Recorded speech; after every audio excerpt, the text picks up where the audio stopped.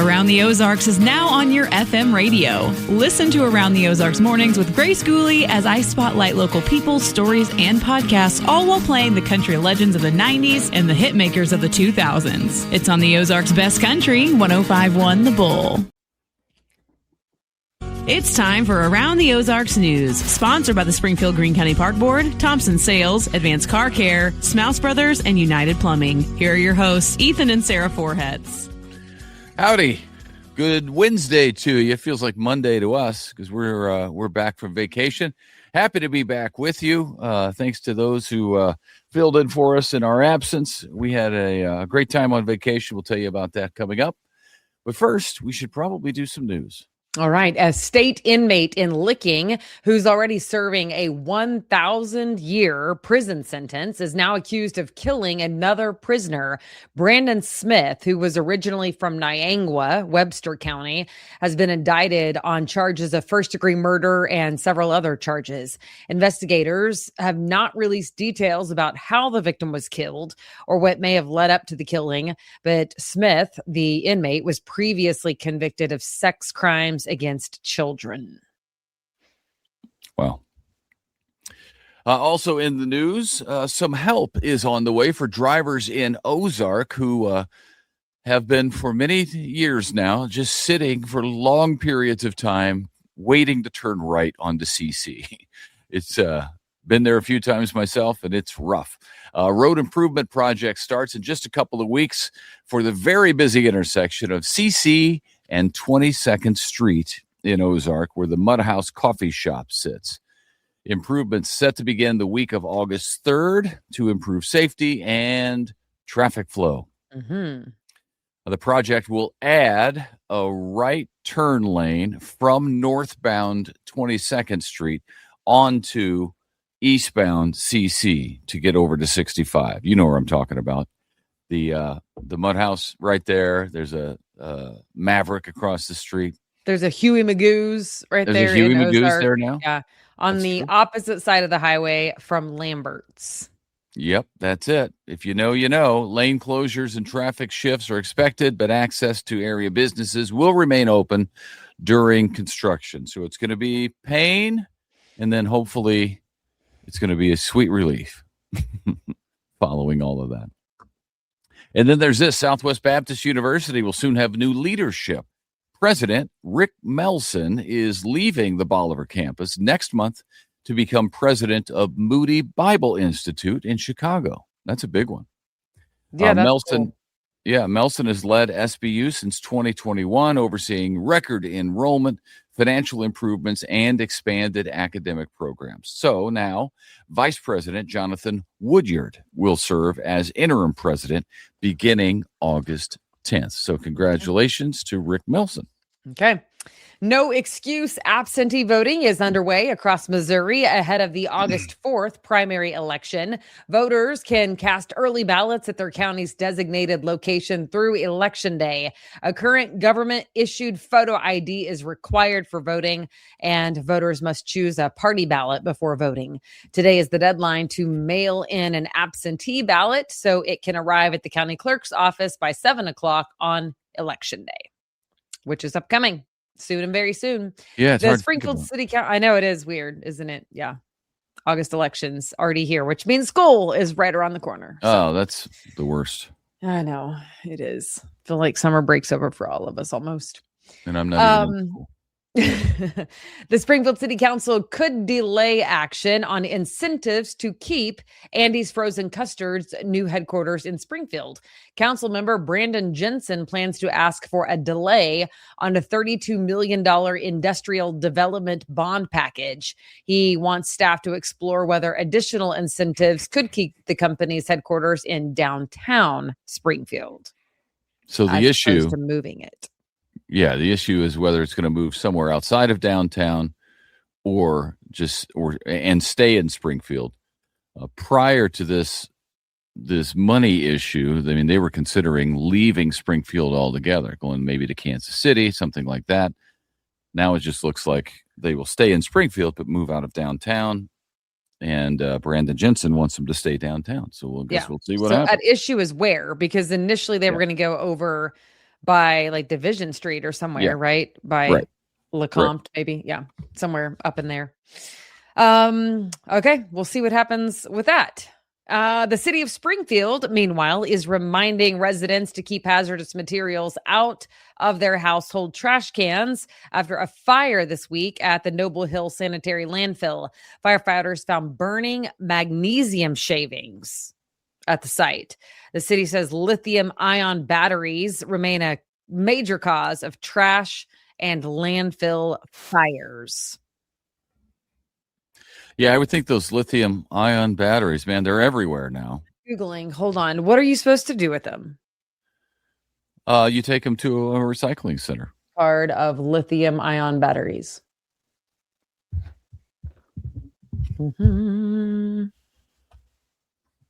Our area, meanwhile, has its second Pancheros Mexican Grill location. This week, Pancheros opened a store in Lebanon. So Lebanon now has its own Pancheros. That opening follows the company's expansion into Springfield earlier this year with a location on West Republic Road. The chain is known for making fresh pressed tortillas to order. That sounds tasty. You order it and they make it. And I've been to Pancheros. It's good. It's similar to, I mean, I don't want to say it's the same thing because it's not, but it's similar to, it's like Fresh Mex. So it's like a Qdoba or Chipotle. Okay. I've never been to one. Okay. So thank you for moving on with that story about Pancheros. Meanwhile, my results came back from the Google box. To discard of lithium-ion batteries safely, never put them in regular trash or recycling bins. Instead, use local drop-off options like a recycle locator. Like Best Buy sometimes does that. Home Depot, apparently. You can tape over the terminal. You cover the metal in with clear packing tape or electrical tape to stop the sparks. That's helpful.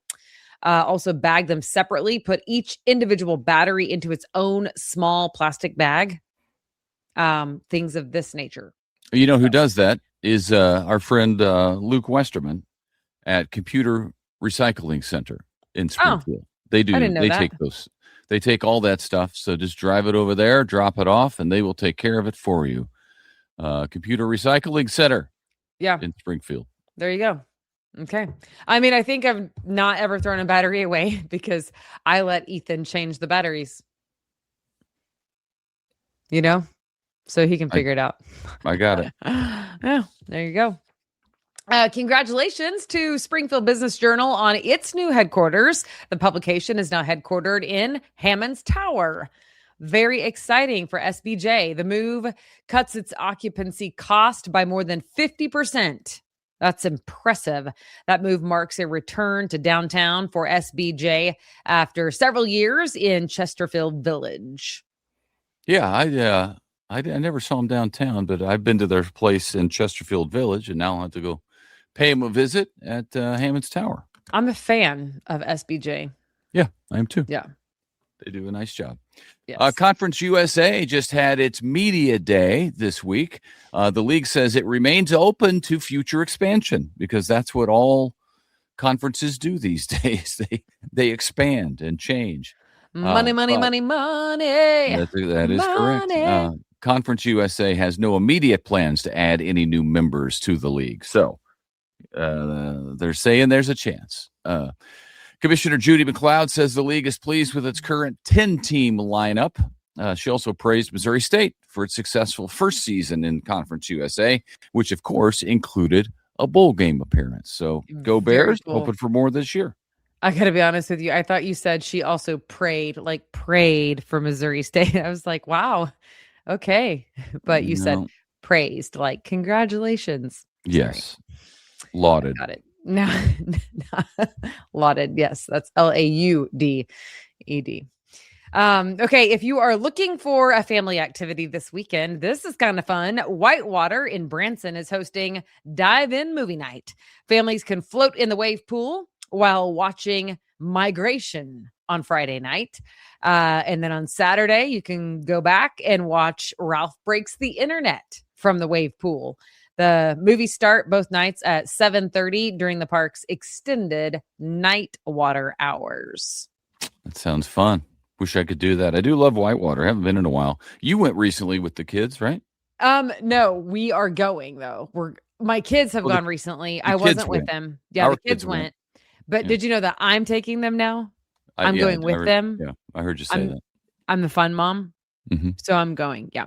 And I'm excited / nervous. You know? About what? Well, the pavement is blistering hot.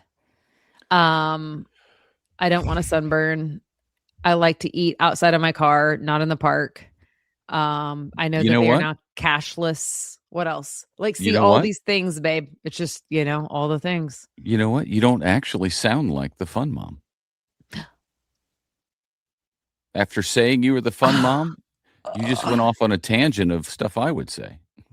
I'm the fun mom because I raced on the slides, and I'm not just going to let them beat me. Like, they're going to have to earn it. The list of complaints was long. That's all I'm saying. And we all heard it. Right? Immediately following, right. I'm the fun mom.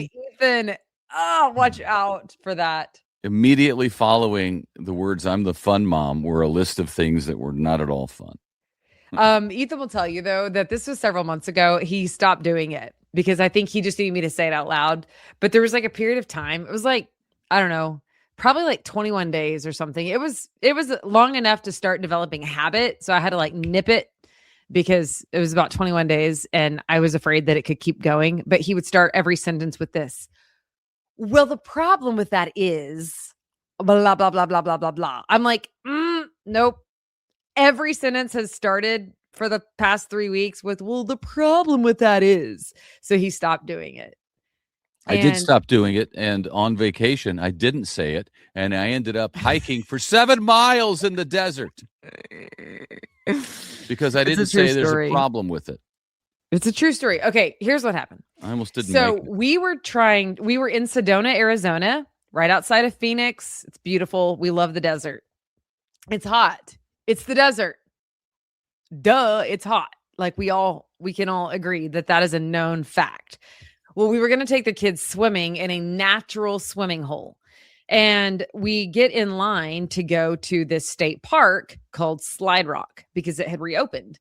And the park ranger came out and he was holding these pictures. He's like, everybody take a look. He comes to our car window. He's like, this is what the water looks like. It's pretty terrible. There's lots of ash in it from the wildfires that broke out in the Sedona, like Red Rock area. And so he was like, this is a state park. This is taxpayer funded. You can swim if you want, but I wouldn't recommend it. Well, he's smarter than we are. Like that's his territory. So I'm not going to go get in the water when he recommends against it. So then I Google other places that you can swim in a natural pool in Sedona. And it says you can go to Wet Beaver Creek. And I was like, that sounds fantastic. Let's go to Wet Beaver Creek. So I look it up on my phone. It's really close by. I'm like, let's go. So on the way to Wet Beaver Creek, then I type in a more specific search, such as where exactly can we find this natural swimming pool? At which point I find out that it is 3.5 miles in one direction in. And so I was like, okay, I cannot tell Ethan until the opportune time. Oh, wait a minute. I have 9 minutes to break the news to him because that's how far away it was, 9 minutes. And I was trying to wait for a good time and there wasn't going to be a good time. So I finally just had to say, you know what? We're going 3.5 miles. If you can't walk 3.5 miles, then it's actually 7 miles. Because I'm not asking you to run 3.5 miles. I'm actually asking you to walk. First of all, it's 7 miles. He had good shoes on. He had sunscreen. He had a hat. We had packed sandwiches in the cooler. Everybody had their own water bottle with lots of ice. And so I was unapologetic. And I was like, look, at the end of this, there's a pot of gold. So we're going to track this rainbow and we're going to get to the pot of gold. And guess what? We sure did. And if you would like to see what it looks like, you can go to my Facebook page or my Instagram and you will see that I'm telling you the truth. It was phenomenal in the middle of absolute nowhere in Red Rocks, Sedona area. And guess what? Ethan loved every second of it. He was filming the kids as they were cliff diving and cliff jumping and being, like Griffin, like turned into a gymnast. I didn't even know he had it in it. He's like back flipping and forward flipping and like surfing like he's like a bat and then like tucking at the bottom. Like, I mean, it was phenomenal. I'm like, whose kid is that? Oh, that's mine. The one doing the really fancy things off the cliff jump that Ethan didn't want to go to. So then Ethan finally zipped it, lived his best life for about 3 hours, and then we walked out. It's the end of the story. Yeah, I loved every minute of it except for the 7 miles of hiking with very little water. So it was a dangerous situation that she put our entire family in. The younger two, but I made it. You know what? Miles ahead of us. Like they were walking, not running, but you would have thought they were running. They were moving so fast. And then our oldest daughter was somewhere in the middle of those two and us two. And then I was like trying to hold Ethan's hands and love on him, and he was like, and I think there was if I were paranoid, I would have thought that she was trying to take me out. But I'm still here, lady. I'm still here. You're the best thing that ever happened to me. Don't get me wrong. Listen, there's no taking you out. I'm worth more dead than alive. So that's probably true. But all right. We're glad to be back from vacation. I'm glad to be back in the air conditioning and with an endless supply of water. I know. We did get home to a heat advisory. So there was that. Yeah, it's still hot. Yeah. Still hot here. All right. Have a great Wednesday. Yeah. And we'll see you back here on Thursday. Sounds like a plan. See you then. Thanks for tuning in.